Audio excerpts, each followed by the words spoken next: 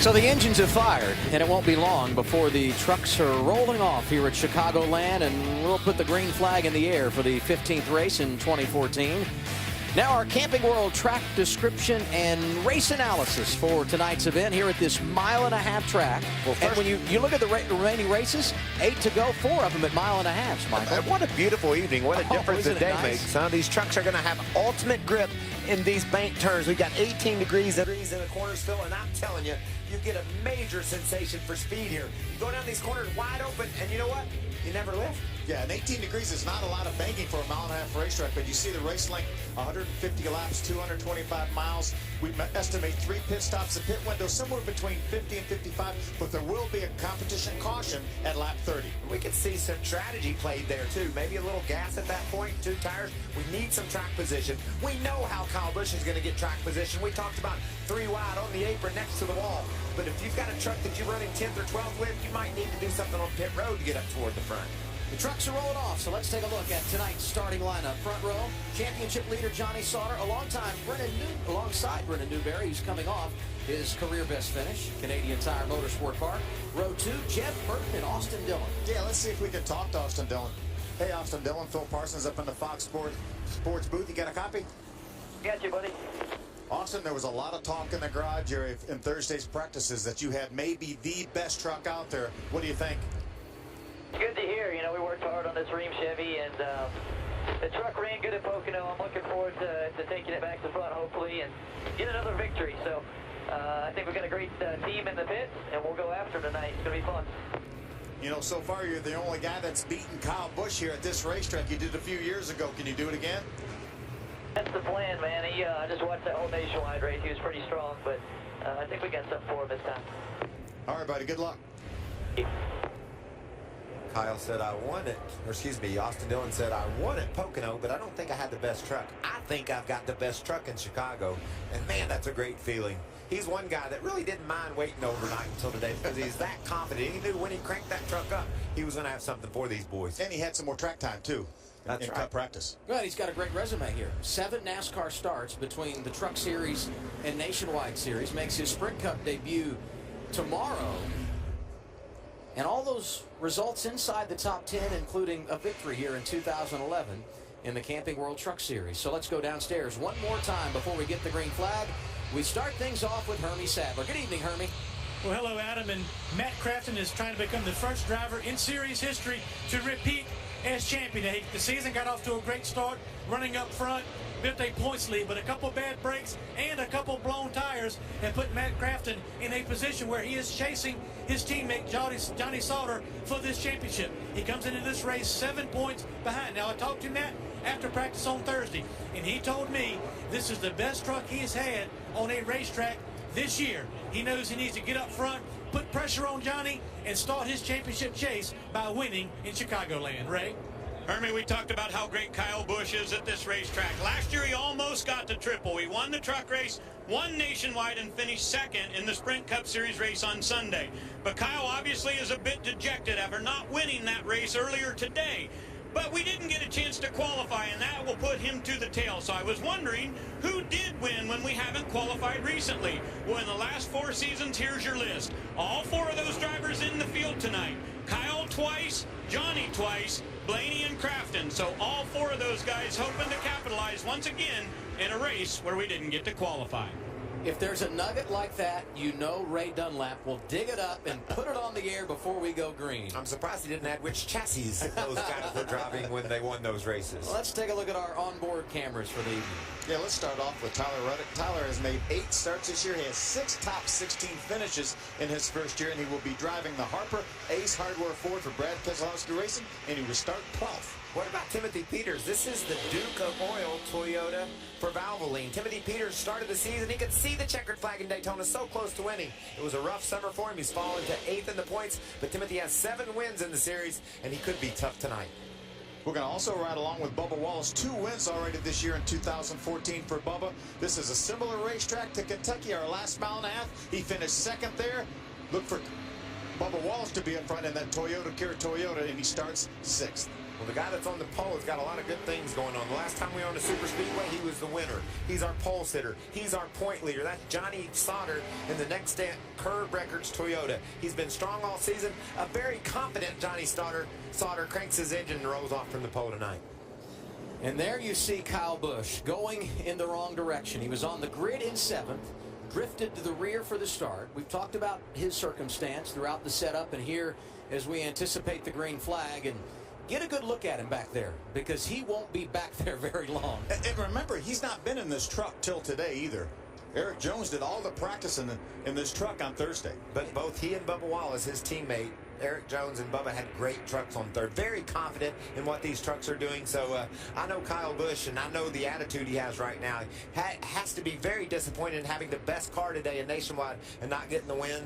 And so he's going to be fun to watch. When we talk about Kyle Busch Motorsports, you saw the numbers there on mile-and-a-half track series history.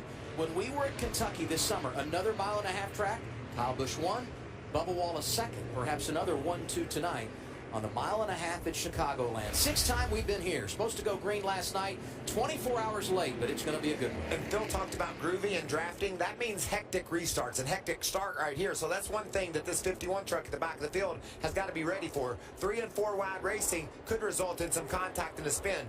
He could get caught up in something early. That's his biggest concern right now. Johnny Sauter, Brennan Newberry going to get us started tonight. The pace truck is on the pit lane.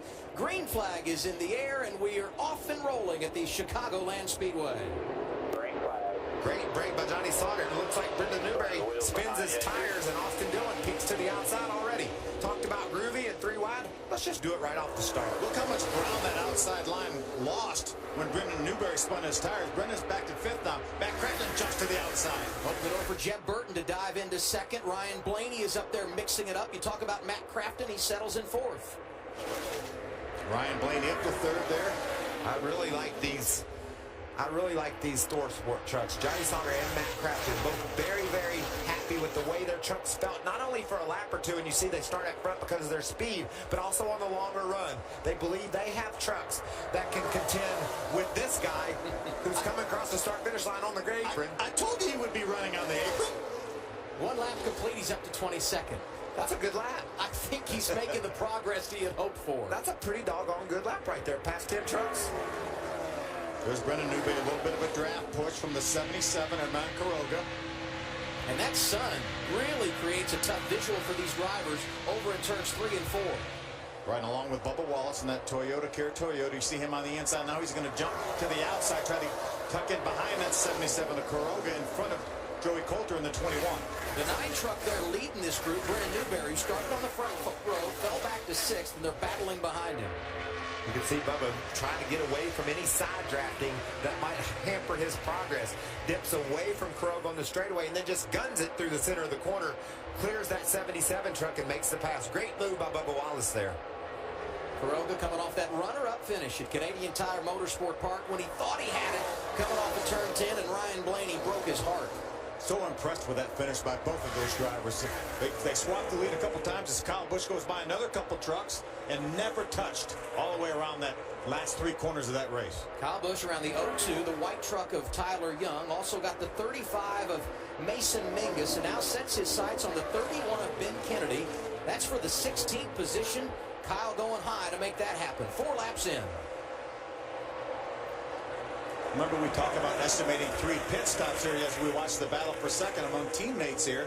Jeb Burton, the 13, Matt Crafton, the 88. There'll be 3 opportunities at least to work on these trucks too. So if anything is not to his liking as we see him go by the 32 of Taylor Malsom, he'll have a few opportunities to work on it, guys. And the weather's going to change too. I know it's been pretty cool all day long, but this track sits in the hot sun all day, or the bright sun all day long. It's going to change as we race into darkness. So not only will they be making adjustments to their truck for what it's doing when they pit, but also predicting what this track will do as it cools off going forward. And I would guess there's a lot more rubber on the truck now, having the 2 Sprint Cup practices and the nationwide race, than what these teams had, obviously, when they practiced here on Thursday, as you continue to look at Kyle Busch gaining positions. Yeah, way more rubber than these truck drivers would have normally had, because that would have been the first race of the weekend if we would have raced here last night.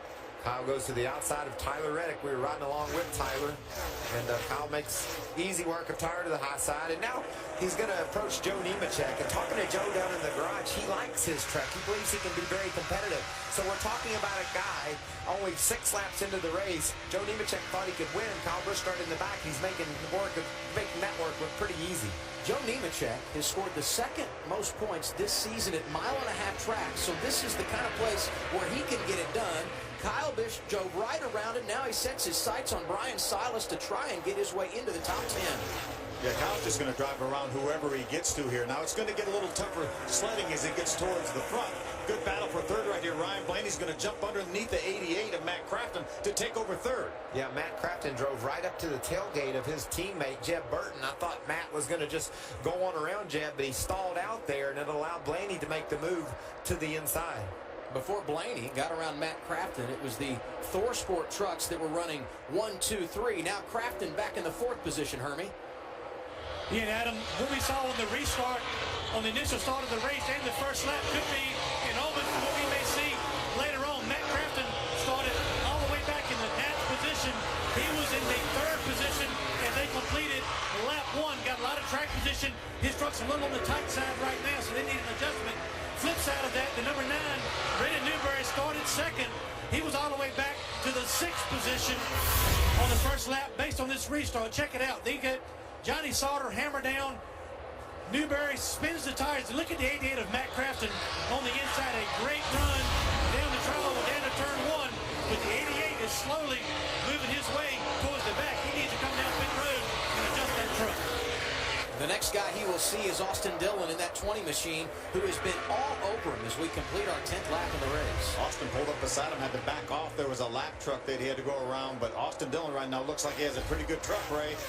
And just a little bit free on entry, Phil. So they said they're going to try to fix that with air pressure.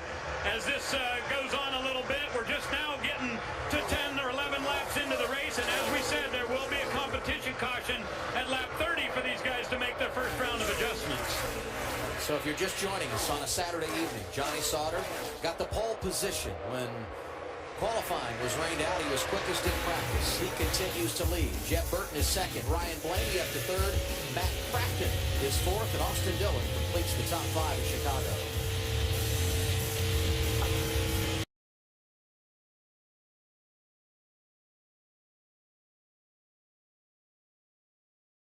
We are live on Fox Sports 2 on a Saturday evening. Johnny Sauter continues to lead. Jeff Burton is 2nd. Ryan Blaney is 3rd. Austin Dillon now 4th. He got around Matt Crafton, who rides in the 5th position.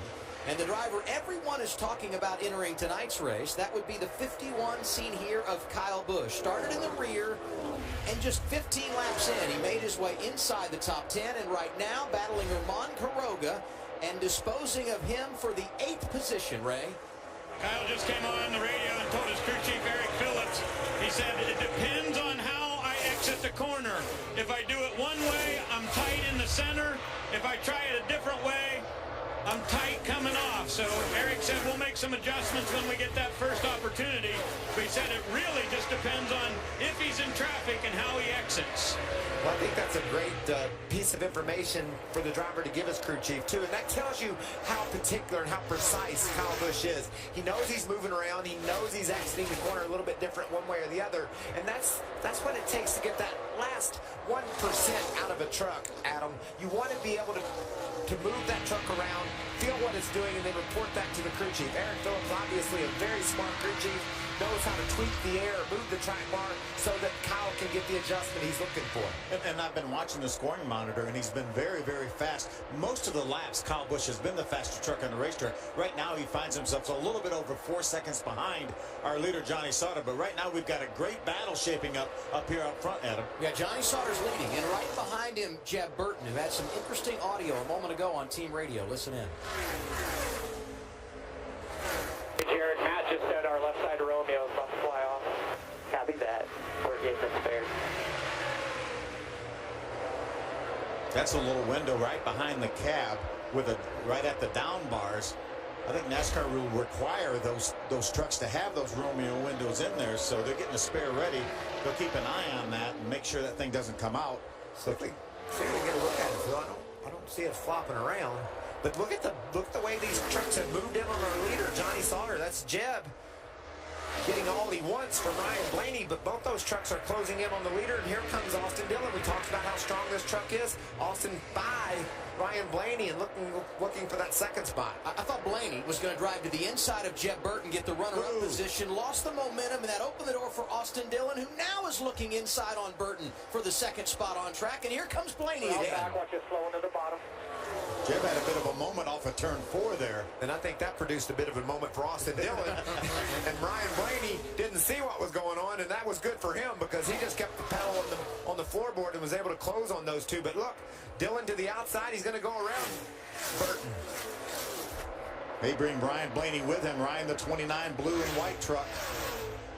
Jeb Burton, that yellow and black 13 on the inside. Austin Dillon started fourth, has worked his way up into the runner-up position. And Ryan Blaney now up to third as he drives around the outside of Jeb Burton. Kyle Busch has knocked another second off the advantage that Johnny Sauter has over him right now. Just barely 3 seconds behind. He scored in 7th.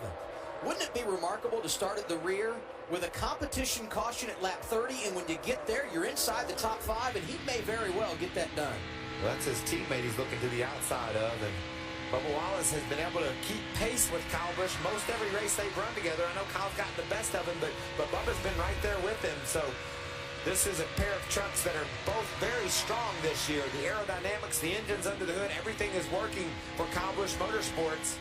Hey, kid, move over. Boss needs another position. This is 6, Kyle Busch Motorsports. The man in charge and the kid who's trying to keep his job going behind him. There goes Kyle Busch for 6. I think Kyle's in a hurry.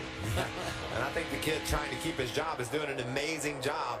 He's driven the heck out of that 54 truck this year. And when Kyle goes by, Bubba's learning. He's watching the groove he's running. He's trying to pick up anything he can in order to pick up lap time. There's Matt Crafton. He's up to the 4th spot around Jeb. Jeb's starting to fade a little bit as his tires are wearing. Was putting pressure on Johnny Sauter just a couple of laps ago, and now there's a lead change. Here comes Austin Dillon inside of Johnny Sauter. First time tonight we've got a new leader in the Lucas Oil 225, and it's the man that won here in 2011. So what's going on with our race leader, Hermie? 98 truck is tight, Adam, on the racetrack, especially off of turn 2. If you can watch right here, coming off turn 2, he's diving to the bottom of the racetrack, trying to find some grip. But coming off turn 2 is where Johnny's been complaining about that truck being tight. He's losing time, and now he has lost the lead to the 20 of Austin Dillon. So Johnny Sauter slides back to the runner-up position.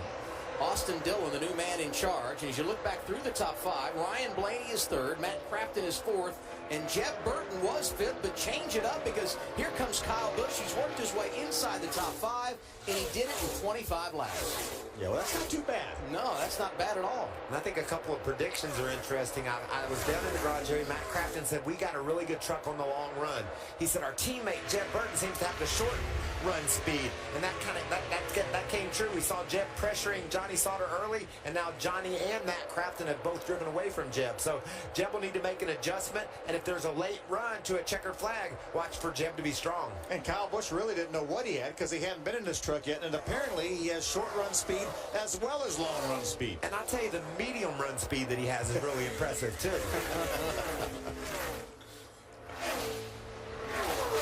Look at the top 5. Austin Dillon leads. Johnny Sauter is 2nd, and I think the one guy that may be a sleeper in this whole thing is Ryan Blaney. He's been quiet tonight, but you look at his record on the mile-and-a-half tracks this season, very impressive. And you can't talk enough about this championship battle. 13 points separating the top 3. And here you see him running in order. Johnny Sauter, who comes in with the lead, is 2nd. Blaney right behind him. And Matt Crafton now in the 4th position. Entered the night 2nd in the point standings. Remember, we're just a couple laps away from our competition caution. Give these teams an opportunity to adjust on these trucks. Not sure what kind of adjustments Kyle Busch is going to want. He's been the fastest truck just about every single lap. Has made his way up into the top 5. You see him right now closing in on that 88 of Matt Crafton. So that's a huge run off turn 4. Look at that run he's made on Matt. He's going to just drive all the way up beside him. A couple of laps away from that competition caution. Kyle Busch from 32nd now to 4th. Track pretty groovy, isn't it? It is, and the draft is working for Kyle Busch. He just drove around Matt Crafton off turn 4. I see him making easy work of everybody so far, but Phil, we talk about it gets tougher and tougher. Austin Dillon is driven away from the second place battle here. He's a couple of seconds ahead now.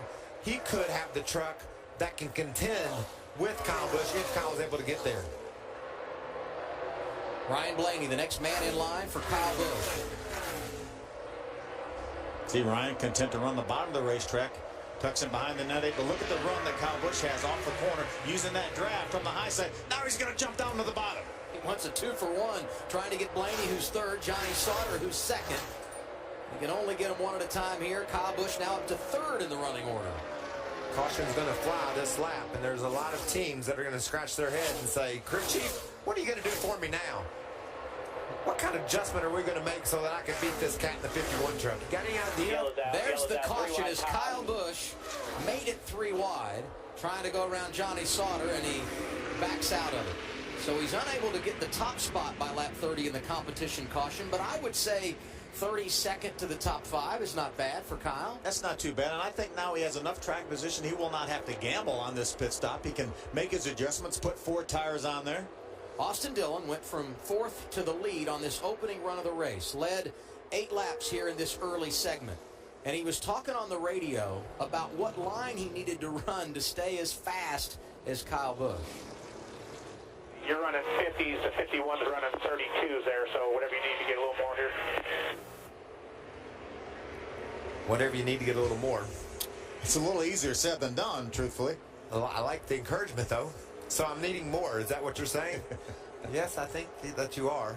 But this is a great point in the race. I like a competition caution early in the going.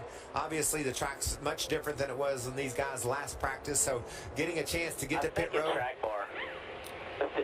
Let's chase the track here. Let's go with track bar, that one round that we had talked about. And then if we need the next time, we can do the spring rubber. What do you think? That's what I talked about earlier. We're going to predict what the racetrack, we'll chase the racetrack. That's what the crew chief said. That means we're going to take a guess at where this track's headed, hopefully make the right adjustment and take advantage of changing track conditions. Todd Schaefer, the first truck 1 lap down. He will receive the free pass, scored in the 22nd position. First opportunity for pit stops will come at lap 32. Austin Dillon leads him down. Johnny Sauter, Ryan Blaney, Kyle Busch, and Matt Craft in the top 5. Let's go to Ray Dunlap. I'll be covering Ryan Blaney and Kyle Busch. You see Blaney in the center. His truck is a little free at the beginning, but very tight at the end. He says a 3 or 4 tight, so they'll go air pressure adjustments. On the top of the screen, the Dollar General Toyota of Kyle Busch. He said, I am way tight early, and it feels like the tires are slipping. Hermie? Austin Dillon hits his pit lock. It will be a track bar adjustment only for the 20 truck. Interesting note, they had scuffs on the wall. They took them back down. They put stickers up for the Austin Dillon. The 98 of Johnny Sauter. His truck was tight coming off of turn 2. It's going to be 4 tires, Sunoco fuel, and air pressure for the 98. But he will lose the battle off pit road. A little bit of strategy. Tyler Reddick, the 19 truck, takes 2 tires. So those BK trucks go 1-2 coming off the pit lane. Reddick won the battle. Right behind him, teammate Ryan Blaney. We reset the running order when we come back. You're watching the Camping World Truck Series on Fox Sports 2. You want some big news? I do. How about this? We are not looking at a replay of Kyle Busch dropping to the back of the pack at the start of the race. We're watching this live as he has had to go to the back of the pack for too fast exiting the pit. A pit road speeding violation for the 51 truck. Looked like it might have happened in that first segment right there, Phil. You're watching, Paul. You see Austin Dillon pulling out of his pit. Watch now. Watch him slow down. Kyle slows down for the last segment of pit road. But nonetheless, he was speeding in at least one of the segments, and he goes all the way to the back of the field. He was 32nd to 3rd in 31 laps to open up the event. A few trucks have gone to the garage, so here, in a sense, he restarts in the 27th position, and we'll get the green flag at lap 35. So we once again will monitor the progress of Kyle Busch, who has been dealt his second dose of adversity here tonight. Keep an eye on that 19 truck of Tyler Reddick. Remember, only 2 tires. He will restart this race from the outside. We saw Brendan Newberry on new tires spin his tires on the initial start. Ryan Blaney restarts second. Right, Johnny Sauter, Austin Dillon, Matt Craft in the top 5. Green. As we go green once again. There goes Johnny Sauter. He looked to make a move to the outside of Reddick, tucked in behind him. But Ryan Blaney, really strong with a push from Austin Dillon down on the bottom, is going to grab the lead away from his teammate. Johnny Sauter getting aggressive in an outside lane. 3 wide as they come off of turn 2. We're going to get a good dose of how 2 tires work here for Tyler Reddick. 4 wide, Matt Crafton inside, Sauter outside. You got Reddick there, Austin Dillon in the mix. Ryan Blaney, the race leader, as they come off of turn 4. Well, these crew chiefs obviously have just watched the Nationwide Series race field that went down here, and the cat that won, Kevin Harvick, got 2 tires late in the going and used that track position to win. So Reddick and his team knew it would work. He's just going to have to fight off this early blitz on him on the restart, maybe get established in the 3rd or 4th spot, and it's going to pay dividends for him getting just those 2 tires. And it looks like he's stabilized now. We saw 4 tires get 2nd and 3rd in that Nationwide race, but as you mentioned, Kevin Harvick, two tires and went on to victory. Austin Dillon pulled out of line. Got around Armand Quiroga and the 21 of Joey Coulter. Joey Coulter's another one of those trucks that took 2 tires to gain a little track position. Saw Kyle Busch there. Battle for the lead. Johnny Sauter to the inside of Ryan Blaney. Good exit off of turn 2 for Johnny Sauter. Look at Blaney chasing down the hill. I talked earlier about getting away from the truck you're trying to pass by going to the bottom. Well, another trick in the book is to follow him down there, not let him have that space. That's what Blaney did, and it looks like he's going to hold the lead because of that move. So Johnny Sauter's truck bottoming out because of low air pressure after this pit stop. That should get better as the tires build more air pressure. And as Sauter and Blaney go side by side, here comes Matt Crafton, top 3 in the points, running 1, 2, 3 here at Chicago. A big wiggle for Sauter as he comes off turn 2. You said 1, 2, 3 in the points, and that was close to disaster for 2 of the 3. Wow, what a job by Matt Crafton to avoid a very, very loose Johnny Sauter. And a great job by Tyler Reddick in that 19, hanging in the 4th position after that 2-tire stop we talked about. On board here with Reddick. Going to run full-time next season. Career best coming earlier this year at Dover when he was 8th. What's going on with Tyler, Ray? Well, Adam, he said that when he gets down to turns 3 and 4, he can run a half a lane or a full lane higher than he can in turns 1 and 2. They think it may have something to do with sunlight. The back straightaway still is definitely hot, but soon that sun will be behind the grandstands and this entire racetrack will be in shade. And you know, Ray, we used to think, okay, that'll tighten the trucks up. But the emphasis on the setup is so much on the front tires. A lot of time when the track cools down, those front tires get to sticking better and you get looser because you're able to get more grip up there. So it'll be interesting to watch this track change and how these crew chiefs are able to predict those changes. And we got a new man on point. Matt Crafton slides through underneath the 29 of Ryan Blaney. You see Johnny Sauter is now back in 3rd, and he's got company. That's Austin Dillon in the 20 trying to make some noise. Bubba Wallace has been able to take the 5th spot away from Tyler Reddick. That's Bubba, the 54 truck, now running 5th. What about Johnny Sauter? Just a couple laps ago, thought maybe I'm going to grab the lead here. Almost spun out off turn 2. And now he sees his teammate, Matt Crafton, grab the top spot away from Ryan Blaney. How much experimenting are you doing at this stage of the race? Putting your truck in different positions so you know where you need to be late. I don't think there's a whole lot going on. I think you're just getting all you can get. You understand that the track is going to go through some changes. Things will be different later. You also understand that there's a very fast truck that has been sent to the rear of the pack again. You better be improving your vehicle so that you can contend with Kyle when he makes his way back into the top 5. And you can see he's there on the bottom of the track racing against Tyler Reddick. Reddick's in the 6th spot, so Kyle's trying to move up to 6, and Bubba Wallace to the inside of Austin Dillon. Amazing progress by Kyle Busch, as you mentioned. Restarted this race in about the 27th spot. Already up, battling just outside the top 5. Yeah, and he did that in roughly 7 laps. He's got a very good race truck, does Kyle Busch. So does Matt Crafton, who's on point. Won earlier this season on the 1.5 miles at Texas. Comes in 2nd in the championship. Also won on the short track at Martinsville. And here we go, 3 wide again. Austin Dillon pulling down to the inside, trying to make a move. 2 for 1. He gets Bubba Wallace and Johnny Sauter in 1 corner. Dillon now riding third behind this duo. Ryan Blaney, Matt Crafton going at it. 29 working the low side for the top spot. They're going crazy. You would think we have less than 10 laps to go in this race. Every position in the top 5 changed hands the last couple of laps. These guys are serious about this. You talked about how much you're trying to fill your truck out. It doesn't appear they're filling anything out. They're just going for it. But all this racing at the front has invited the 51 inside the top 5, and he's looking for more as he closes in on his teammate Bubba Wallace and the 20 of Austin Dillon. He was coming, invited or not, Adam. I hate to. He was crashing the party here. He was crashing that party. But we got to step aside more after the break on Fox Sports 2. When we left you, the racing was outstanding. We return, and they are still getting with it inside the top 5. Kyle Busch has worked his way to second. Unofficially, the 51 truck has passed 51 trucks tonight, and when he makes it 52, he will be on point. Who says you can't pass on the mile and a half? Yeah, there he goes. Kyle Busch, 52 laps in, the race leader as he goes outside of his teammate Bubba Wallace. How are we going to manage to get him to go to the back again? The numbers are mind-boggling. 51 has passed 52 trucks by lap 52.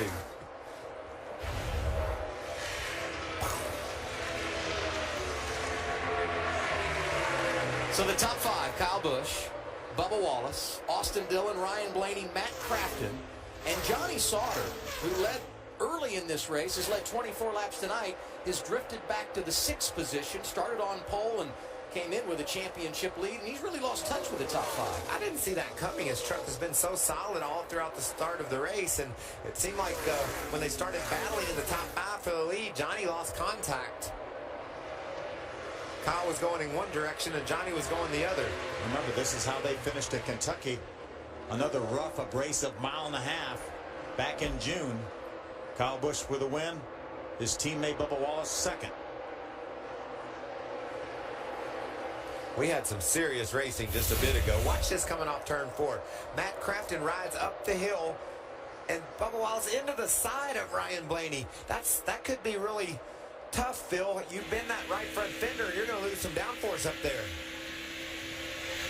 Oh, by the way, those are maybe the best of buddies in the garage area. You don't think these truckers forget about all that stuff when they go racing? You got to get every spot you can get. Well, and not only that, both very much alive when it comes to the championship chase. Talking about Darrell Wallace Jr. and Ryan Blaney, who's driving that 29 truck. Especially with Johnny Sauter. Now, we talk about Johnny Sauter having some problems, but right now he's all the way back to the 6th spot, Hermie. Feel they went too far on their adjustments. Johnny Sauter was tight, as we mentioned, off turn 2 when he lost the lead. They came down pit road, put 4 tires on, made a track bar adjustment. Now the truck is too free, especially through the center in the exit of the corner. He cannot keep the throttle down. He needs to get back down pit road, make some adjustments to get back towards the front, Ray. Kyle Busch has been talking to his spotter, said, get a real good look at the front of my truck. Water temperature is starting to climb. We need to find out if there's any debris there. He may let Bubba Wallace go by to try to pull up tight. So far, they haven't been able to see any debris on the front, but he said the water temperature is going up. You see anything there, Phil? I didn't. I don't think so. I saw something on the right side of the green, but I don't know if that's just tape where normally they will put some tear-offs, like 2 or 3 different tear-offs. If he sees a little water temperature, then they peel one piece off, then another piece. I believe that orange tape on the right side of that grill is not supposed to be there. So part of that grill is blocked off a little bit. Whoa, look at that. Working around the lap machine of Norm Benning. Norm said, make up your mind. There's plenty of room on both sides. Why couldn't y'all both go to one side or the other? And again, this may be planned. Kyle Busch may let Bubba Wallace get in front of him, then try to pull up right on his tailgate and see if he can clean off that lower grill. He hadn't had any problems pulling up on people yet. I guess that's probably going to happen. So Bubba Wallace, the new race leader, we're 58 laps into the Lucas Oil 225. You're watching the Camping World Truck Series on a Saturday night on Fox Sports 2, presented by Lucas Oil. 62 of 150 laps complete tonight, and our second caution of the evening comes out when Norm Benning got into the wall. Norm had an action-packed few laps there. First of all, the leader split him off turn 2, and then he goes down to turn 4. I don't know if maybe a right front had an issue or if he just got up over that groove and into the outside wall, but it looks like pretty significant damage. Yeah, the right front's down, and we've seen trucks go all the way to the wall, so there shouldn't have been any debris up there. Just before we went to break, Darrell Wallace Jr. had grabbed the race lead from teammate Kyle Busch. They continue to run 1-2. Austin Dillon, Ryan Blaney, Matt Crafton, the top 5. They're going to make a pit stop here at lap 63. Ray, they're coming your way. Kyle Busch will roll in running second. Remember, he restarted back in 27th on our last restart. He said, you guys got to really check this grill for me, get a real good swipe there, and check and see if we've got any debris there. As I look, you're right, Phil, it was a piece of orange tape on the front. They'll go with tires and fuel for the Dollar General Toyota. Hermie? Austin Dillon's truck is still too tight on exit. There'll be another track bar adjustment. Up a half a ran on the right side. 4 tires and fuel. Also the 54 truck, Bubba Wallace. Great pit stop for the 54. Also gets 4 tires. Sunoco fuel for Darrell Wallace.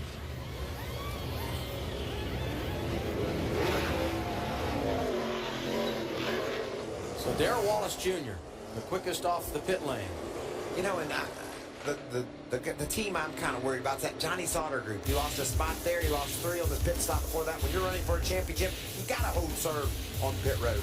We'll reset the running order when we come back to Chicagoland. Illinois, 45 miles southwest of Chicago, Chicagoland Speedway, tonight playing host to the Lucas Oil 225. Hard to believe how ugly it was here yesterday evening, forcing this race to tonight. What a beautiful scene that is. Great work by our camera folks, not only capturing the action on the racetrack, but setting the scene here at beautiful Chicagoland Speedway. You know what you need right over there by that Sprint Cup sign, that sun setting? A beautiful Ferris wheel spinning. And perhaps some bumper cars and maybe a tilt-a-whirl. Work on that, would you? Putt-putt. Ben Possibly, Kennedy is 4th right now, Ray. I'll tell you what, Adam, he started 17th tonight, but on that round of pit stops, they made a gutsy call, went with right side tires only. He came in running 13th and went out 4th. Gotta love his sponsor, too, heater.com. And I know you guys are comfortable up top, but we're gonna need some heaters down here shortly. Hermie? Well, Ray, the 54 of Bubba Wallace hit his pit stop. They had 4 tires up on the wall ready to put him on this truck. A late audible by Jerry Baxter, his crew chief. Fuel only got him back out with track position. Now, he does not have new tires on the truck, but he does have an additional set of tires in the pits. We'll see how the strategy plays out. So fuel only for Wallace. Joe Nemechek restarts 2nd. He got 2 tires. Kyle Busch is 3rd. He got 4. And Ray talked about Ben Kennedy, a 2-tire stop with new crew chief Doug George. Green flag back in the air, lap 66. See Kyle Busch going to push his teammate by Joe Nemechek. Now he's going to jump to the outside and use those 4 tires. Power move outside for Kyle Busch, trying to grab the race lead off of 2, and I think he's going to get it, driving around his teammate. He's going to bring Ryan Blaney, that blue truck, with him, number 29. There's Johnny Sauter. Johnny Sauter, Michael, up to the 4th spot here. Well, we know he came off pit road a little bit loose, and then that truck went really tight. Heard him talking to the team about how many problems he's having finding the balance to that 98 truck. We know he's fast, but can it hold on this run? He's been fading back as they get some laps on the tires. Looking at losing a spot to his teammate right now, Matt Crafton. Matt Crafton, the yellow 88, moves to the outside, takes over that 4th spot. And they're 3 wide behind him. Austin Dillon squeezing in 4th position. And that was Timothy Peters to the bottom of the racetrack. We haven't mentioned Timothy's name, but he's inside the top 10 now and looking for another spot. So maybe he's going to get that season turned around here at Chicagoland. Another strong finish would help him tremendously. How about Matt Crafton now taking over the 3rd spot from Ryan Blaney. Matt Crafton really has some good short run speed here, that 88 truck. He's going to get to the outside of Bubba Wallace, too. 5 career wins for Matt Crafton. 3 of those coming at 1.5 mile tracks.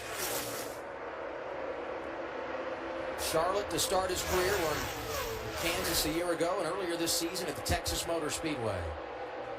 Stretch his fuel mileage at Texas. We didn't really think he can make it all the way, and he was able to do that.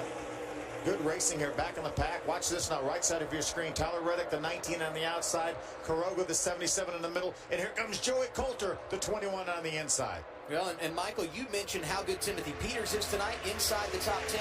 Armand Kuroga in the 77 with moves like this. He's back in the top 10 as well. That is what I call driving your truck hard. I like this young man here. He's very passionate about racing in NASCAR. He's having fun. You're doing fine. That was crazy.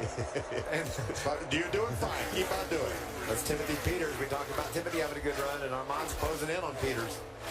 Now, the teammates have not had the year they would have liked, but reason for optimism here tonight. And, of course, Armand Kuroga trying to ride the momentum coming from Canadian Tire Motorsport Park, where he matched his career best finish. And look at him go around Peters. Dig on. Don't even look at that water gauge. As long as it don't push any water, we don't care. See some debris on the grill of that 77 truck as well. We heard him talk about don't even worry about the water temperature gauge.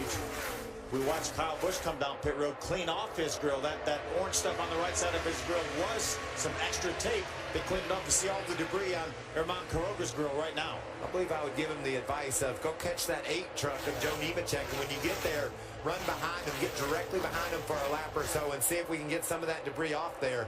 It's easier said than done to not worry about a water temperature gauge that's going places where it doesn't belong. So strong run for Nemechek.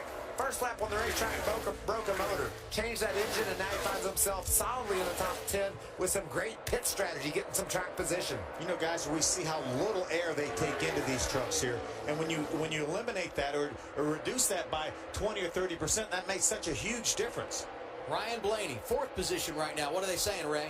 Well, they're talking about a pretty serious vibration in that number 29 Cooper Standard Ford, and Ryan said, guys, you got to check and see if we got all the lug nuts. So they rewound the tape of the pit stop, and they said they believe they got all 20 lug nuts tight. So they said maybe we threw a wheel weight off of one of the tires, and right now Ryan Blaney is going to lose a spot on the racetrack to the number 20 of Austin Dillon. Well, you know, the last time, Ray, we went to an intermediate track is kind of where it started to go south for Ryan Blaney at Michigan. Came in with a championship lead, had problems there. More followed the next week at Bristol.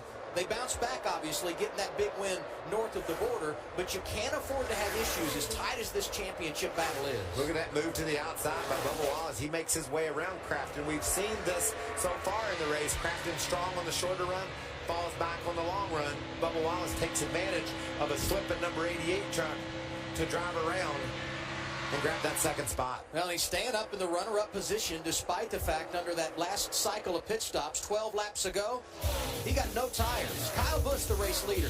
It's Wallace, Dillon, Blaney, and Crafton, the top 5 with 75 laps complete.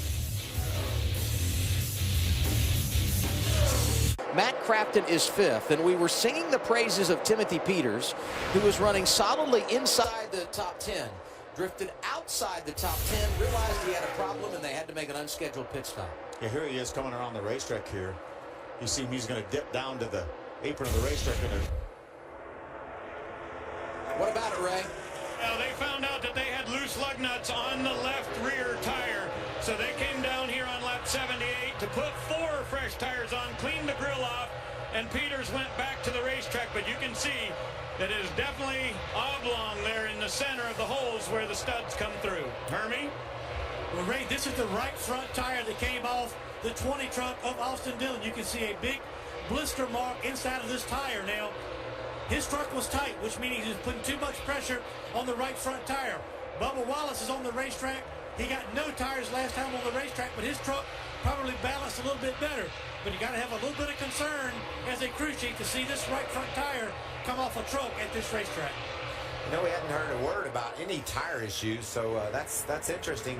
Hermie, great call, because we don't think of tires as giving up. So Bubba Wallace comes to pit road. His crew chief, Jerry Baxter, says no tires, and Bubba's running 3rd. So obviously it's a very, very good Goodyear tire and a durable Goodyear tire. So that's you're right. That raises a lot of concern down there on pit road. But Austin Dillon's got a great truck. On that last cycle of stops, he came down the pit lane in 3rd. restarted 12th, and here he is back up to second. So he has proven he's got speed. He just now needs some scenarios to fall his way to have a chance to grab the top spot. Just to follow up a bit on that Timothy Peters story, as loose as that left rear wheel was, Phil, you said you could see it on the racetrack moving back and forth. As loose as that was, it could have messed up those studs on that left rear wheel where the nuts won't tighten up the wheel, so he could be back to pit road with that problem again if there was some damage done there. Right now he is the lead truck, not on the lead lap. We have 20 trucks on the lead lap here for the next few moments, and he is 2 laps down right behind our leader. There's Ryan Blaney right now. We heard him talk about a vibration. Ray Dunlap was telling me that Ryan Blaney was talking about a vibration. Let's listen into his radio here just a few moments ago. We got a small vibration here. We'll keep track of it. 10-4 in the small vibration, 1 back of the 98. To get the wheels tight, the room out back, we're going to check here. 5 back to the 20. Saying all good, buddy. They're saying all good. Just fill it out best you can right here. These are the kinds of issues you can't have, as we talked about earlier, if you're going to win a championship. Blaney, who entered the night 13 points behind leader Johnny Sauter. Sauter right now running right behind him on track, and the man sandwiched in between in the championship is Matt Crafton. And there you see the battle for 6. Johnny Sauter going to lose a position to Herman Quiroga, who continues to work his way toward the front. That truck gets better and better. Herman Quiroga made his way up into the top 10. Now he's all the way up to the 6th spot. Takes that over from Johnny Sauter. And going back to the Ryan Blaney situation, it's a deal where he gives you the information that he has a vibration. The crew chief checks with the tire changers. They go back and review the video of the pit stop. And then at the end of the day, they have to leave it up to Ryan. If that vibration is too bad, then bring it to pit road. Or if you can live with it, we'll see if we can make it to the next pit stop. You know, we talked about Kyle Busch a lot in the beginning of the race because he was making some amazing moves. He's leading, so we're probably not going to mention him a lot right now. We'll cover the action. It's odd how that works out.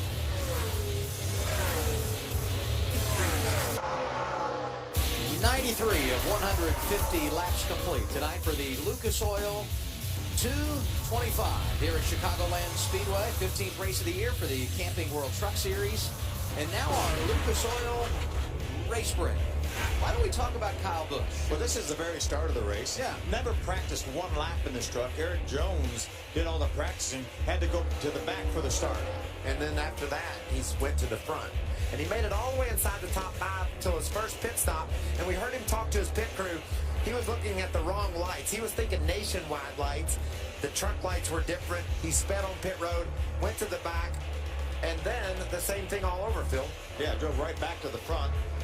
Took over the lead, swapped the lead back and forth with his teammate Bubba Wallace for a little while. Had a little bit of debris on the grill. That was causing him some concern.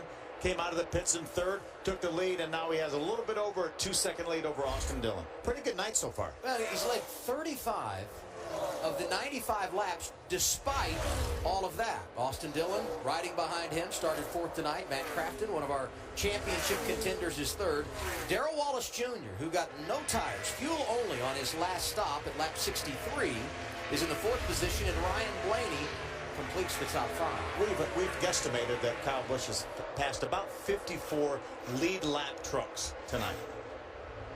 And when he took over the top spot, he had passed like 51 trucks in 51 laps or something like that, which was interesting because tonight he is in the 51 truck. But there's a couple of trucks that have made some big improvements, and one of them is Ryan Blaney. We saw him strong early. He thought he had a vibration, fell back, and now he's going after Bubba Wallace for that 4th spot. And also Matt Crafton. We saw Matt fast early. Then he would fall off. They've made some adjustments to that truck, and lately Matt's been as fast as Kyle Busch. So there's some great stories developing inside the top 5 with trucks that are going to get better and better as the night goes forward and hopefully be able to contend with that 51. And we're getting close to our window. We've completed 97 laps now. These trucks can go somewhere around 50 laps, maybe 52 laps. So we run about 4 or 5 more laps. These trucks will be in their window if the caution flag were to come out to make their final pit stop. If we don't get a caution flag, then we're only about 10 laps away from making what would be their final pit stop under green, because they can go about 50 laps, again 52 laps, and that can get them to about 110, 112, Ray. It's obvious, Phil, that Kyle Busch is good any time that he gets in a NASCAR Camping World truck. He won the first 5 events that he competed in this series this year. But Eric Phillips told me earlier that the truck they're running tonight has become Kyle's favorite. It's chassis 21. He's driven it 5 times this year, or 5 times total, and won 4 races. 2 of those this year, Charlotte and Kentucky. Now, Eric said they do have a brand new truck in the shop ready to come to the racetrack. This year, there'll only be 2 more opportunities for Kyle Busch. He'll be driving at Texas and also at Homestead. The lead now for Kyle Busch, Ray, is 3.5 seconds over second place Austin Dillon. Dillon, Crafton, Blaney, and even Darrell Wallace Jr. back in the 5th spot. Those trucks have been able to maintain lap time with Kyle. It makes you wonder if maybe once Kyle got out in the front, he kind of pulled the reins back on that truck a little bit, because he's been matched lately by the top 5 for lap times. Well, you mentioned the 54 truck of Darrell Wallace Jr. You see him here on track, and this is the conversation that went down on team radio a moment ago.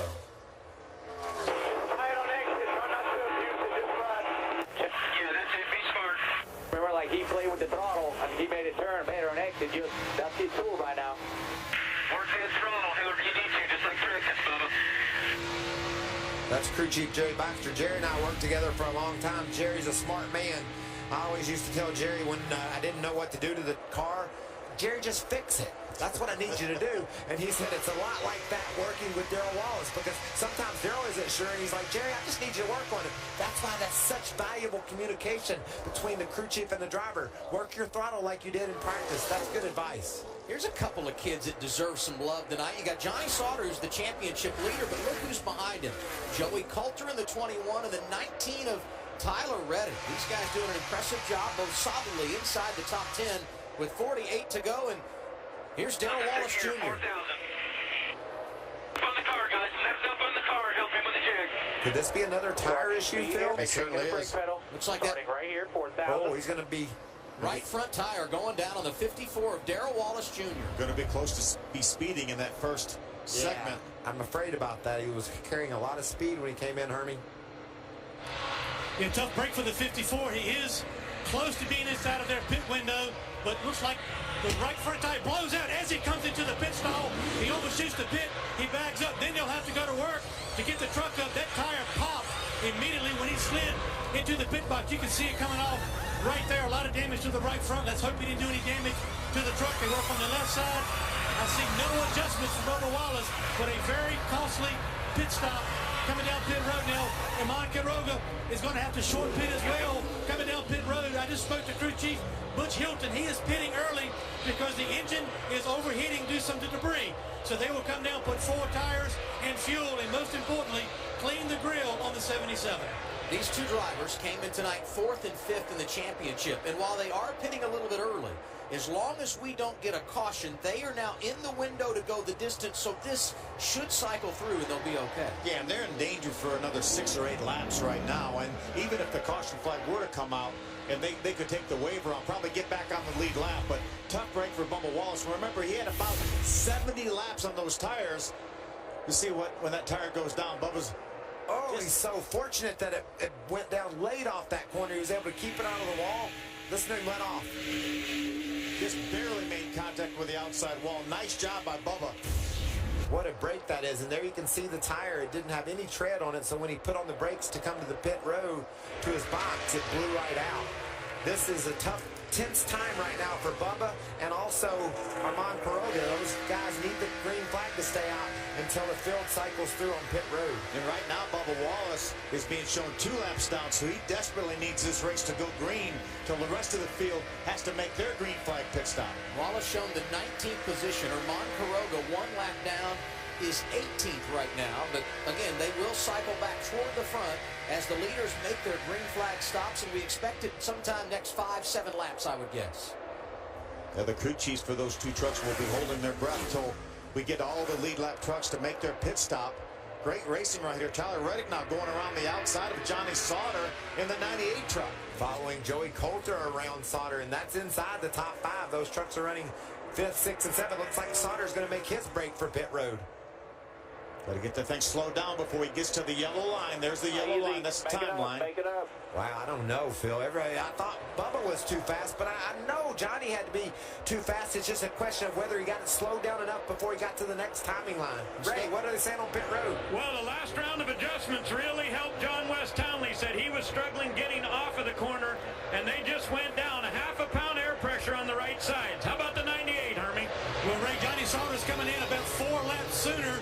crew chief Jeff Hensley had planned. This truck is too loose. They're going down on the track bar on the right side. They come in at lap 108 instead of the planned 112. He was losing too much track position. So Johnny Sauter has made his green flag pit stop. Kyle Busch continues to lead, crossing the start-finish line, completing lap 109 of 150. 41 to go in the Lucas Oil 225. Behind Kyle Busch, second place is Austin Dillon, Matt Crafton, Ryan Blaney, Joey Coulter, the top five. And you said it, Michael, 98 looked fast, and he was. Yeah, you have to adjust your speed. I understand being too fast when you cross the line. Most all drivers do that, but you have to be under control so you can get it under the pit road speed by the time you get to the next pit line. That's a mistake by our championship point leader on pit road. I talked earlier about the crew losing them spots. That's a big mistake by Johnny Sauter. Pass-through penalty for Johnny Sauter, and here comes Kyle Busch for his scheduled stop with 40 laps to go. He had about a 5-second lead, Adam, and he said to his crew chief, Eric Phillips, the truck actually is starting to go away from me a bit at the end of the run. They went tires on the right side, putting Sunoco fuel in this thing. It'll be a 4-tire stop, and he said, if you can, make me just a little bit freer for the end of this race. Kyle will sit here on pit road for a few seconds. Not sure what the delay is, but maybe they did not get all the fuel in. Yes, so a lengthy pit stop. Now, Ryan Blaney is in. Blaney was saying that his truck is tight in the center, but it snaps loose a little bit on exit. They put tires on the Cooper Standard Ford, and he will get a much closer run at Kyle Busch. Here comes the 20, Hermie. Ray, we should have caution on the racetrack coming up in just a moment.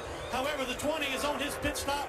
Caution is out. The 20 is already in his pit box, so they will complete this stop. This truck has been tight. They're making 4 tires, fuel, and air pressure adjustment only for Austin Dillon, Adam. So a cycle of green flag pit stops was underway, and the 07 of Todd Schaefer had a problem coming off of turn 4, and he sets idle in the infield grass just out from the pit lane. It looked like he may have been coming to pit road, but he was running at least 130 or 40 miles an hour when he got to the end of the pit road and missed pit road and hit the grass. Watch this now. You see him trying to missed a commitment cone.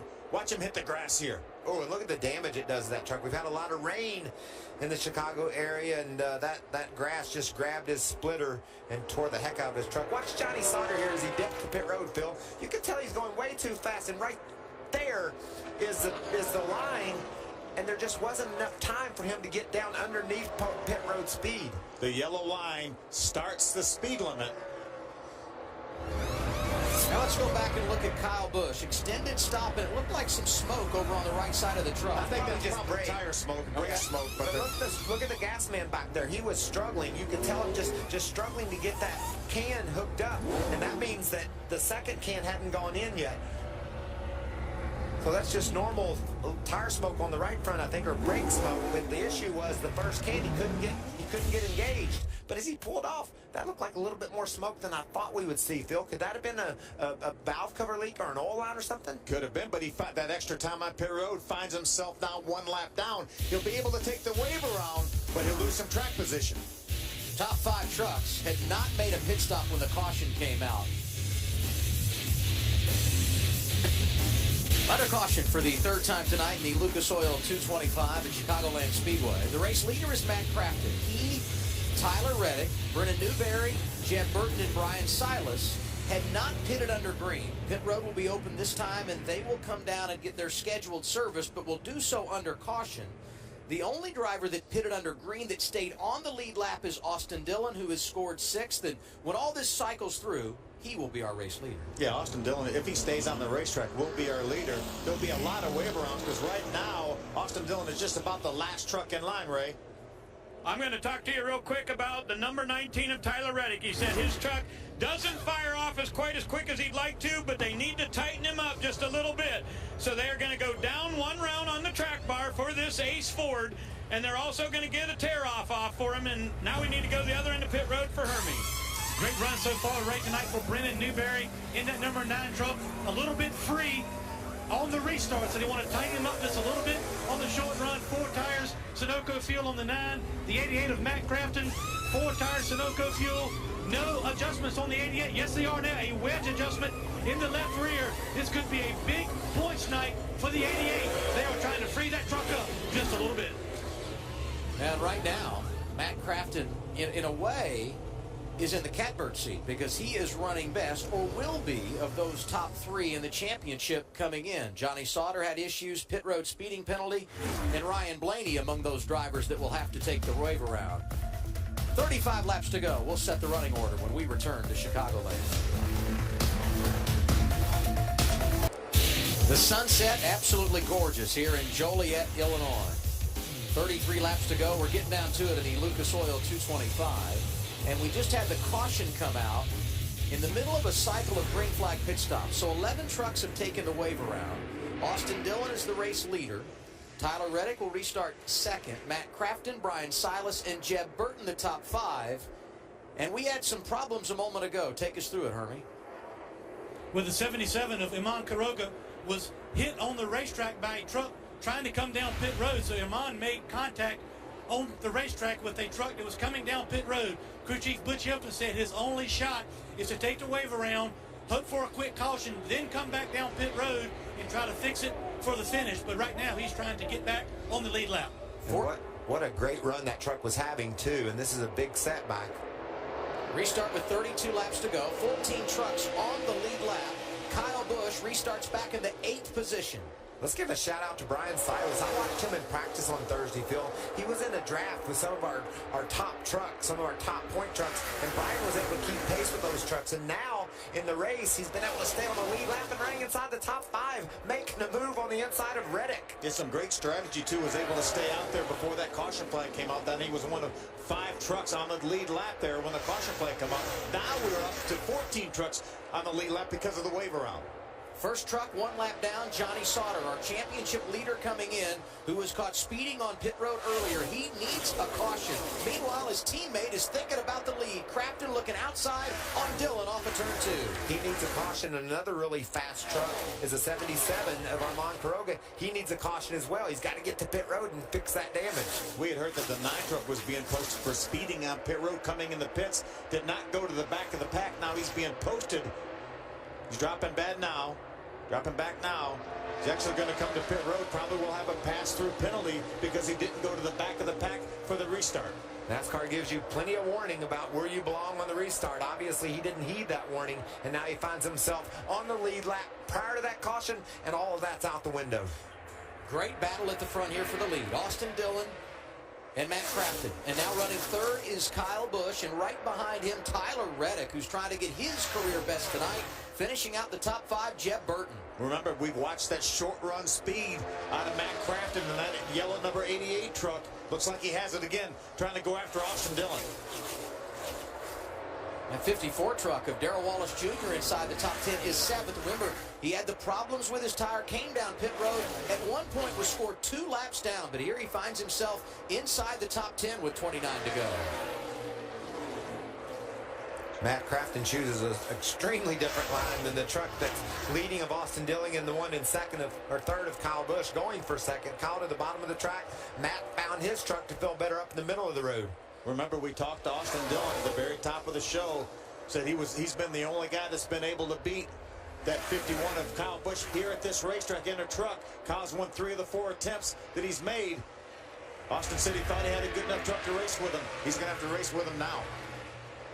Matt Crafton riding in the 3rd position, and how about this? 2 times the driver that has won this race went on to win the championship. Austin Dillon, who did it in 2011, and James Busher, not competing tonight, who did it a couple of years ago. If this race were to end something like it's running right now, a big point swing, I think we'll have a swap up front for Thor Sport teammates. Look at the battle for the lead. Dillon's able to hold off Kyle Busch, and that's allowing Matt Crafton to close right in on these guys. He didn't just drive up there and make quick work of our leader, did he? Kyle Busch is having to work this. The truck of Armand Quiroga looks like he's going to need repairs. They tried to just catch a quick caution, but it didn't happen, and now he's going to lose a lot of ground. Kyle Busch has led more laps than anyone tonight, despite the fact that he started dead last. Keep your head on here, deep breath. We'll work inch by inch, up to 25 to go. 49 circuits out front for that 51, and the man who's got the top spot right now, Austin Dillon, will have led 20 laps when he comes back by the start-finish line. How long of a time is 25 laps when you've got Kyle Busch eating at your tailgate? That's an eternity that you're trying to drive the perfect line. Hold your truck exactly where it needs to be to keep the faster trucks behind you. Austin Dillon so far is doing an amazing job of holding those trucks off. It looks like Austin's truck is really good down in 1 and 2. Kyle Busch's truck may be a little bit better down here in 3 and 4. Austin's going to come down close to the bottom. Kyle's going to stay in the middle of the racetrack. We have a lap truck here right in front of them. I just like that Matt Crafton's not going away. And you mentioned it, Michael, as these two battle for the lead, it's allowing Matt Crafton to hang right there. And there's Tyler Reddick and our 5th place truck, Hermie Sadler. That's Jeb Burton. He's hanging right into these leaders as well. Michael, it's been a roller coaster night so far for Jeb Burton in that 13. Had a great starting position, pretty good at the start of the race, but had a Romeo window, one of the downforce type windows on the side of this truck, kind of a quarter glass that you see on these trucks right behind the driver's compartment. That window came loose. He had to come down pit road, get that repaired, doing a pit stop, went to the back of the pack, worked his way back up. And the last time on pit road, he needed a big adjustment. He was able to do it because not many trucks were on pit road. They took wedge into the right rear and put 2 spring rubbers into the left rear, trying to get this truck tightened up for Jeb Burton. Right now, he's holding on for a top 5. And Hermie, at one time, he was running as low as 21st in this race. So the fact that he has worked his way back up to 5th, quite impressive. That guy right there running second, the 51 truck at one time was 32nd in this race at the initial start. Yeah, it's been no problem for Kyle Busch here tonight. Started dead last because Eric Jones, who practiced the truck here on Thursday, so since Kyle had not been in the machine and qualifying was rained out yesterday, it meant he had to go to the tail of the field, and he made quick work of him, getting inside the top 5 by lap 30, and he's been a player ever since. Austin Dillon's just trying to drive 21 perfect laps here, and that's exactly what he's going to have to do to win this race. And Austin's certainly capable of that. We saw him make a great run up at Pocono in winning, and our former champion, this cat can get it done. He's got his hands full now, though. Adam, as you told us, he's never finished out of the top 10 in anything he's ever driven here at this racetrack. Looked like Busch to the inside, got Dillon a little bit loose, but Austin was able to hold on to it and hold on to the lead. Just barely. So Austin Dillon stays out front as we go to our Camping World 20 to go in the Lucas Oil 225, 15th race of the year for the tailgaters. 6th time they've been to the Chicagoland Speedway. And 4 of the 5 previous trips, the man that has gone to victory lane represented among the 2 drivers that are out front here. Austin Dillon got it done in 2011, and 3 times Kyle Busch has gotten the trophy in this race. And Matt Crafton's not going anywhere. He's lost 2 or 3 truck lengths, but that's about it. Keeping an eye on this battle for the lead. You know, Ryan Blaney took the wave around, restarted back in the 13th position. Not a lot of movement for the 29. He scored in the 12th spot. Been on quite a roll lately, has Blaney. Got that truck win in Canada. And 3 consecutive top 5 finishes in nationwide competition, driving that 22 car for Team Penske, including that win at Bristol, Tennessee. I have to believe that Ryan Blaney has some sort of an issue right now. He's being shown over 17 seconds behind right now. Another guy that has a bit of an issue is our point leader coming in, Johnny Sauter. We talked about him losing 2 laps because of that mistake coming to pit road. And he was the first truck a lap down, meaning he could get the lucky dog and get back on the lead lap if the caution were to fly. But now Brennan Newberry is the first truck a lap down, so Sauter finds him in a position to where that isn't going to happen on the next caution.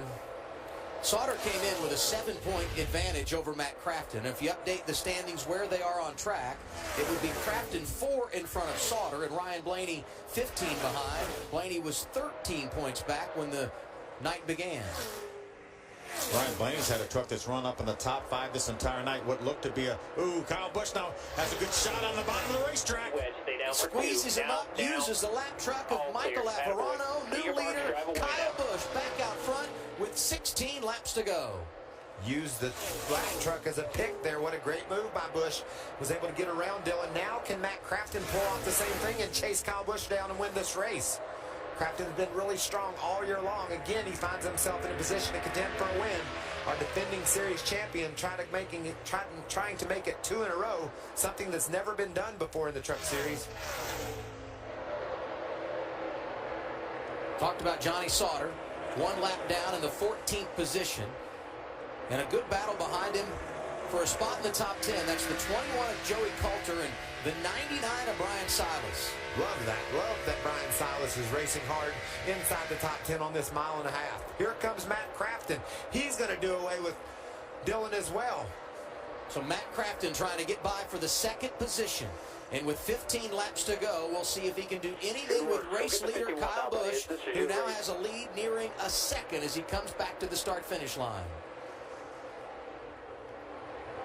The 20 now back in the 3rd position, Herbie.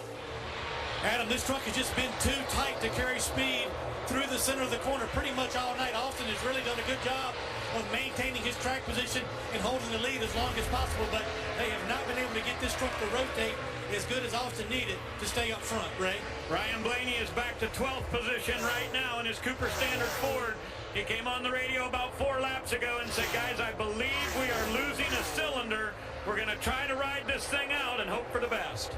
He's 22 seconds back, Ray, and the final truck right now being scored on the lead lap.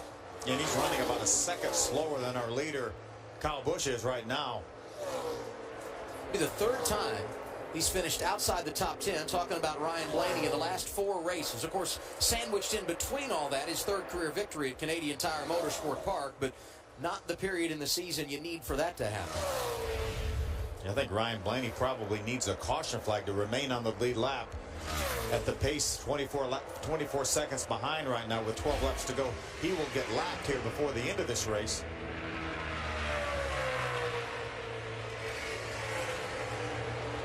That's a terrible feeling to have something going wrong with your truck, like you said, Adam, especially with the troubles they've had lately. That truck just didn't perform at Bristol. He couldn't get the handling down right. They had a problem with their nose up at Michigan that caused them a bad finish there. And now trouble again. Saw Blaney going into turn 1, and here comes race leader Kyle Busch. Here comes the heat. These kids brought it all weekend long. Qualifying rained out for Sprint Cup cars here yesterday. Kyle Busch was quickest in practice. That means he will start on the pole in race 1 of the chase tomorrow. Top 5 run after leading a bunch of laps in the nationwide race earlier today, and looks like he's going to have the truck to get it done here this evening as we come to 10 laps remaining in the Lucas Oil 225, and the advantage for Kyle Busch, 1.6 seconds over 2nd place Matt Crafton. Brian Silas is holding off Joe Nemechek. Silas in the 9th place. Talked about the success that Joe Nemechek has had this season driving this truck, sharing it with his son John Hunter Nemechek. Both of the Nemecheks have been impressive in this 8 truck. Brian Silas had his career best earlier this year at Texas, finished 8th. Looks like he's in line for another top 10 here. It's got to be a great feeling for Silas. Like I said, in practice, he was running with the leaders. Made a note of that. Watch for Brian on the race. In the race, and he's proven to have the truck to keep up with the guys up front. Well, this is what you like to see. So many teams in the Camping World Truck Series come to every race, work hard, don't get the fruits of their labor. On a night like this, when they're running inside the top 10, kind of keeps you going as a club. That's exactly right. And you know, Adam, it's great to see progress too. This team has gotten better and better. Looks like Nemechek's going to get the run on Silas off turn 2, but this team's gotten better and better week in and week out. Silas is driving smarter, the trucks are faster, and it's fun to watch that progress. Down to 8 laps to go. Kyle Busch continues to stretch his lead as Joe Nemechek slides up in front of Brian Silas. What a great run for Tyler Young. Right now running in the 11th spot on the lead lap. That would be a career best for him. 14th is his career best. He did that in Michigan earlier this year. Nice job by Tyler Young in this 0-2 team. Well, not the first time this season we have called his name and talked about him in a positive way. Yeah, and just think about this. How the distance between 1st and 2nd is huge as far as a result. If you win, it's the best in the world. If you're 2nd, you just taste that win. Same thing from 10th to 11th. And we see Tyler Young closing in on Brian Silas. He's so close to that first ever top 10 finish. That's a position he would love to grab here late in the going. And Kyle Busch is closing in on Ryan Blaney. This to put the 29 a lap down with 6 laps remaining. Yeah, Ryan's going to take another hit in the points here, especially with Matt Crafton now running in the second position. If he maintains that. But if you can lose a cylinder, finish outside the top 10, and because of the problems that Johnny Sauter also had, Blaney would only lose 3 points overall in the championship. So you'll take that on a night when you've dealt with the issues he had. Yeah, without a doubt, with a lot of races left, 7 races left in the season here, a lot of good racetracks for Ryan Blaney. And don't write this guy off in the championship. Darrell Wallace Jr., 35 points out as they run, and he too had to bounce back tonight. Had that tire issue, was a couple of laps down. He's running 6 with 5 laps remaining. Yeah, that 13 truck, black and yellow right there, Jeb Burton, that is a 5th place truck. Bubba Wallace is going after him. Remember, Brendan Newberry had that penalty for not going to the back of the pack for a speeding penalty on pit road. Now he finds himself 1 lap down in 13th. What could have been a top 10 run for Brendan Newberry. Well, and he was coming off a career best. He was 7th a couple of weeks ago at Canadian Tire Motorsport Park. And we should give a call to NTS. They've done such a good job, and both of their drivers career best a couple of weeks ago on the road course. We talk about Brendan Newberry, Ray Gaulding driving that 20 truck, so impressive. But right now, someone that isn't impressed with Brendan Newberry is Bubba Wallace. He wants that top 5. He can run up there and catch Jeb Burton and grab that spot away. Newberry finally pulls out of the way and gives Bubba the road to try to chase down Jeb Burton. Down to 3 laps remaining. Is out in front of this battle. Kyle Busch has crossed the start-finish line, continuing to pull away from 2nd place, Matt Crafton. But Crafton's lurking. Kyle Busch catches a lap truck at the wrong spot on the racetrack or has a bit of a slip. Crafton could get there. Last few laps, Crafton and the leader, Kyle Busch, have run the same lap time. Left of your screen, crew chief Eric Phillips, who has managed the night quite nicely with his driver starting at the rear. 2 laps remaining for Kyle Busch and his 6th win of the year in only 8 starts. And let's mention Eric Jones and the job he did practicing that truck too, because obviously as good as Kyle Busch is, he had a pretty good truck that Eric Jones and Eric Phillips had for him during practice on Thursday. It's a good way to ensure that you keep your job. Set up the boss's truck the way he likes it. There's Eric right there. We'll see him some more this year. Yeah, back in the truck next week at New Hampshire, and also will be with us in 2 weeks' time at Las Vegas. 40, white flag, 1 more. White flag for Kyle Busch. 1 more lap around Chicagoland Speedway, and he will have his 4th win in 5 tries at this 1.5-mile facility. What a dominating performance by that $51 General Toyota. You start in the back. You don't sit in the truck until it's time to go green. No problems for the kid out of Las Vegas. Go to the back. Way to do it again, boys. Awesome job. Thank you. Nice work, everybody. Checkered flag, Kyle Busch, a winner at Chicago. Keep your head on all day, bud. I know we screwed it up a couple times. Led 66 of 150 laps and twice had to drive through the field. And that means a total, if our math is right, of 59 lead lap trucks. That man passed tonight to win this race. 4 position. Yes. Unbelievable. Earned his money. And for Kyle Busch Motorsports, that's 9 wins in 15 races this season.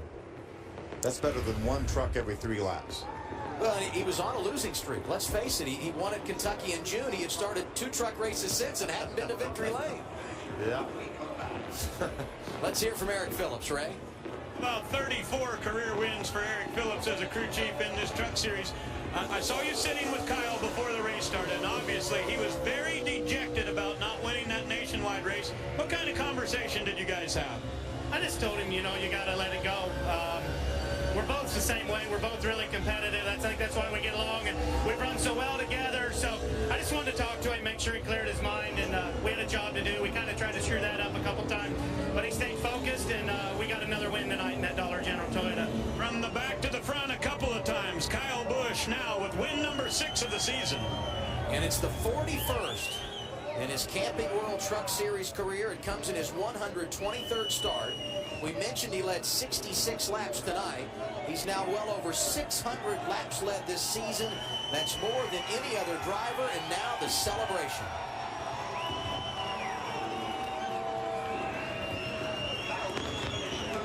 says $1, every day is dollar day, $1 general food. I'm sure they appreciate that. And I'm sure that's what he's singing in his head right now. Grabbing the checkered flag and getting another win. What a great run by Kyle Busch. Another guy with a great run, Matt Crafton, finishing second. Matt, you come on second to Kyle again. That's the bad news. The good news is you retake the points lead by 5 points. Solid effort. Describe your night. Not too worried about that one. We got a long ways to go with points. And like I said, tired of finishing second to him. We fired off right there, and I was on the splitter really bad, and we made some adjustments so that I could fire off really good on the first 2 runs. Then I would get loose, and we tightened up just a little, maybe a little bit too much on that short run right there, and it slowly came to me. But the 51 truck was great. But I can't thank these guys enough. This Menards Toyota Tundra was pretty darn good. Just a little bit more to get that guy. And they reminded me, this is 6 times now you're second to Kyle. How do we turn that around? I'm gonna have to whoop him, I think, either off the track or on it. That's Matt Crafton. He finishes second. So Matt Crafton is your new championship leader. 7 races to go in 2014. But tonight, all about Kyle Busch, who's done it again. Checkered flag and the Lucas Oil 225. Camping World Truck Series had to stay around an extra night at Chicagoland Speedway, and it worked out for Kyle Busch, who's on quite a roll in 2014. It all began trip to Victory Lane in the season opener. And he goes right back to Kansas, wins again. And he's not done. No, he's not. So you got Daytona, you got Kansas. How about another 1.5-mile victory in NASCAR's backyard? Got the trophy at Charlotte Motor Speedway in May. Well, let's go up to Dover, Delaware, and get on the concrete mile track just for giggles and win another one. Yes, indeed, he can tame the monster. Wasn't done there. Kentucky Speedway this summer. A 1-2 finish for Kyle Busch Motorsports. But then he was done with it. It blew up. Just blew all the heck. Yeah. So I don't do a lot of math, but I can tell you 6 out of 8. That's 75%. And those numbers, Ray, are pretty strong. How about 9th win this season for KBM? Kyle is 6 for 8. Pretty good numbers, but especially here at this Chicagoland Speedway. Kyle, does this help ease the pain of the earlier day? I know you wanted to win that nationwide win bad, but tonight you had to come from the back a bunch of times. Looked like it was a lot of fun. It was fun for us in this 51 Tundra. It was awesome tonight. Dollar General, can't say enough about them. Rick Dreiling, everyone at Dollar General that makes the racing program what it is. We appreciate them and their support, all the vendor partners, everybody on board. And, you know, this doesn't make our loss earlier today any sweeter, no, because could have had 2 and could have been going for 3 tomorrow. But, you know, come up short, so we'll just have to fight through that. Maybe we can still get 2 of the 3. Imagine that. I think I've done that probably plenty of times, 2 of the 3. But can't say enough about this Toyota. JGR engines under the hood, Monster Energy, everybody at KBM, all these guys here. Pit crew was great tonight. Eric Jones, appreciate him being here and piloting this thing for me while I was gone, and I didn't screw it up, so that's a start. And, of course, I appreciate Camping World and the support of them, and, of course, the fans here, too, and everyone on TV. We figured it out that you passed 59 lead lap trucks tonight. And by the way, that's the 6th time that you've had Crafton finish second to you.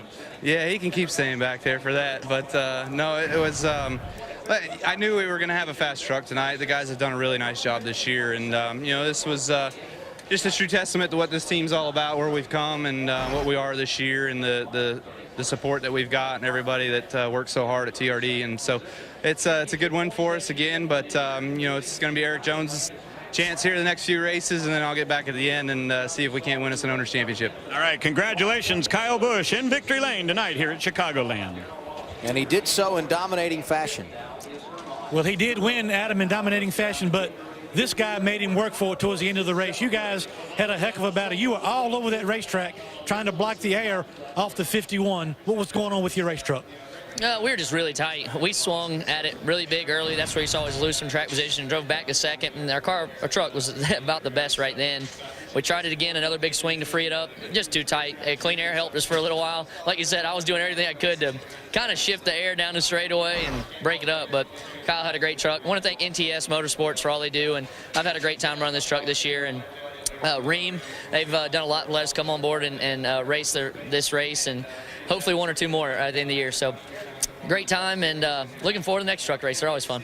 Well, NTS Motorsports had a strong night tonight at Chicagoland. Austin Dillon comes home third.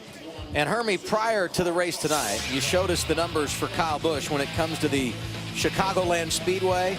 Not bad when you look at NASCAR's top 3 series. That's 8 wins here. That's a career for a lot of people, including yours truly and my broadcast partner here, Mr. Parsons. We could put the two of you together, and they don't add We up. don't have nothing for that. We don't have a thing for that. And don't forget, he's on the pole for tomorrow's race, too.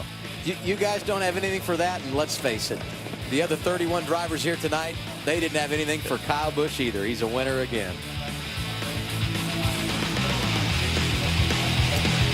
As Kyle Busch continues the victory celebration after getting the checkered flag and the Lucas Oil 225, we go with our Ram Guts and Glory. All about driver 51 tonight. Goes to the back of the pack for the initial start. We've talked about Eric Jones practicing that truck. Kyle Busch, this is the first time he's sat in that truck this week. But he had to be feeling really good about his number 51, especially early in the going. He went from 32nd to 22nd on lap 1. And then he got to the lead, or got to the top 5 before this first pit stop. And then once he got to the top 5, he had to rewind again because he was caught speeding on the pit lane. No problem, though. Had to go to the back of the pack again, but believe it or not, he made more passes quicker the second go-round, and he makes his way up to the lead. Then overheating, they had to get some debris off the grill. Had an issue fueling the truck. Despite all that, no issues on track. Done a great battle here. He takes over the second spot, but Matt Crafton goes after Austin Dillon in that 20 truck. Now, you know, they made a green flag pit stop and actually went a lap down the way it cycled through because the caution came out, but he took the wave around. They were able to get the truck full of fuel, and then once we went back green, Kyle did everything he needed to come to the front again, getting around Austin Dillon, and once he did, it was all she wrote. How about how tough it was to get around Austin Dillon, though? He had to make a power move, trap Dillon halfway behind a lap truck, and then was able to drive away from Matt Crafton, who got around Dillon late. We showed you his stats here at the Chicagoland Speedway. Try this one on for size. This is the 5th track where he has at least 4 wins in the Camping World Truck Series. And while Kyle Busch celebrates, so does Tyler Reddick. Career best tonight, 4th, Hermie. Great call, Adam. Career best for you, Tyler Reddick, in that BKR Ford. Tough racetrack, but you guys made some pit strategy, went to the back, came back to the front. Good, solid effort for your team. What was working for you in your truck tonight? Well, we had a little bit of both. We were a little loose, we were a little tight, but the truck was very good all night long.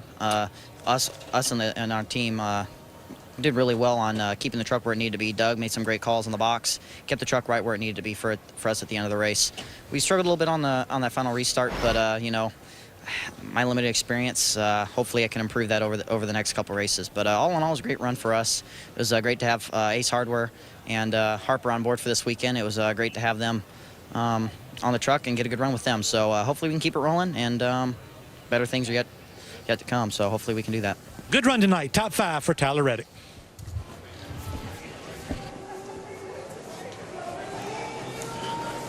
Back in the garage here, I am with Bubba Wallace, and you started 6th tonight and somehow finished 6th, but there was a lot going on in the middle. Describe your evening.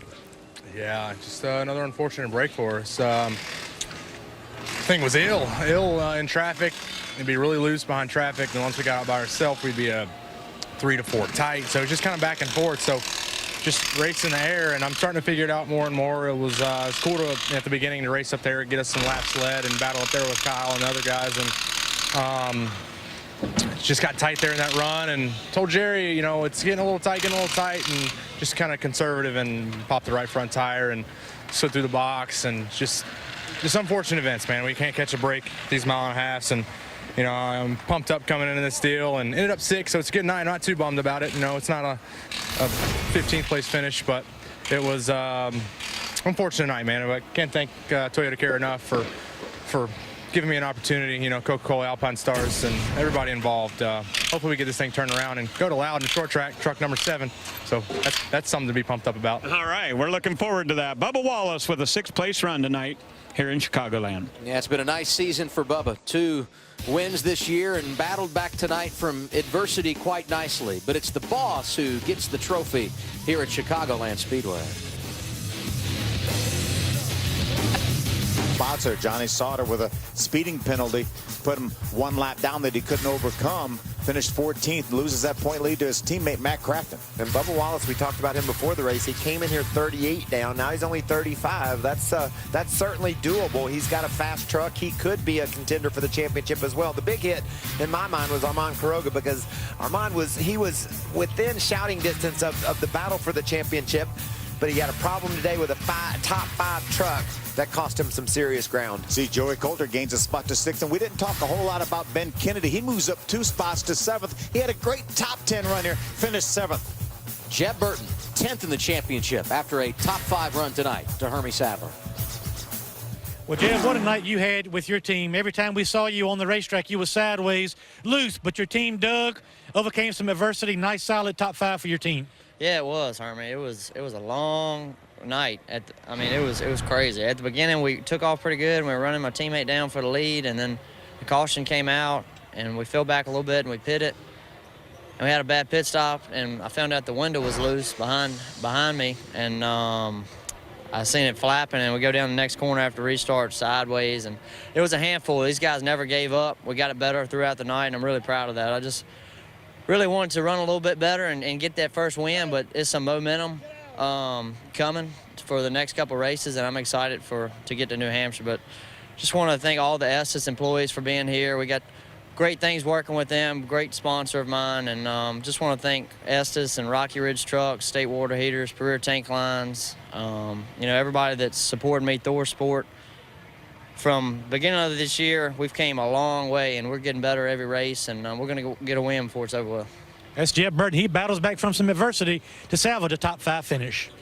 And Hermie, I'm with another driver who had a good night, starting back in 15th and moving up to 9th. Joe Nemechek, what were you working on this evening? Wow. First thing, I got to say thank you to Sid and Donna for standing behind this whole team. We're getting better every week. The truck was a lot better than where we finished. Jewel Osco on board, new sponsor for us. Great day for our Toyota Tundra. We finished 9th. We were too loose most of the night. The first pit stop, the truck fell off the jack, and we went to the back, and it was very, very hard to pass, just being on that free side, and it's tough to go. We're still learning these trucks. We're making them better. This is kind of a little new body change for us, big improvement, and we're working on more stuff for the future. So getting it better. We're one race at a time. All right, glad to hear that. And folks, Jewel Osco gave away a year's worth of groceries to a local veteran family here in this area. Hermie? Well, Ray, a great run tonight for Brian Salas and the 99 team. And as you said, second top 10 of the season. Great effort for your team. And how was it out there tonight?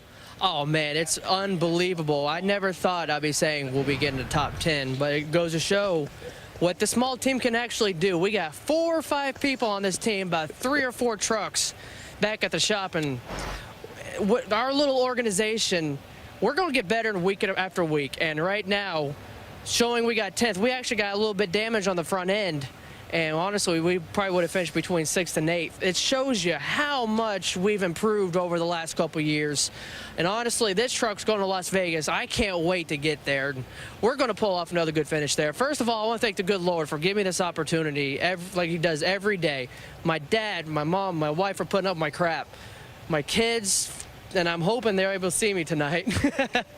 But man, I just cannot believe how good we're doing. We're just going to get better from here. That's Brian Salas. Good effort. Very excited for a top 10. I'm excited with him. That was a great interview. I loved his energy, and I love what he's accomplishing. And I knew he had a fast truck on Thursday, and it was fun to see him pull off a top 10. The adrenaline is still flowing for Brian Salas. Congratulations to him. Interviews, NASCAR Victory Lane, 7 p.m. Eastern Time at 2 is on Fox Sports 1. Who's going to punch their ticket to get out of the Challenger round into the next round? Because tomorrow, very likely, we could have a non-chaser win, but very likely someone will know they're going to advance to round 2 of the playoffs. The guy that's going to start on the pole for that race tomorrow won tonight. Can he take that momentum and get a win? He started a little slow, Phil. Last.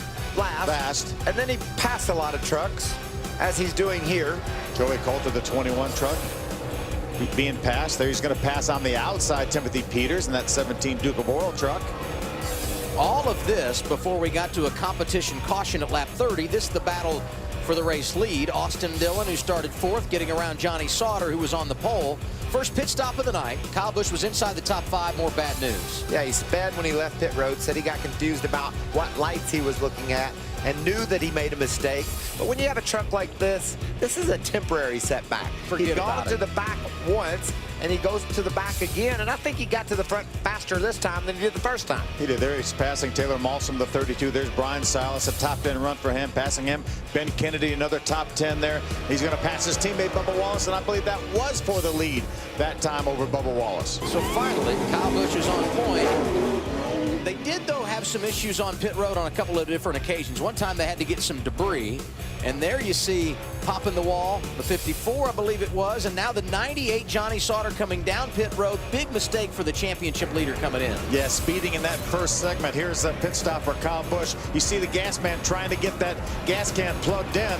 They're going to get done with a pit stop, and he's just going to sit there. They hadn't even got the second can into that truck yet. And this means he goes a lap down, Phil. He winds up a lap down, has to take the wave around, start near the back again.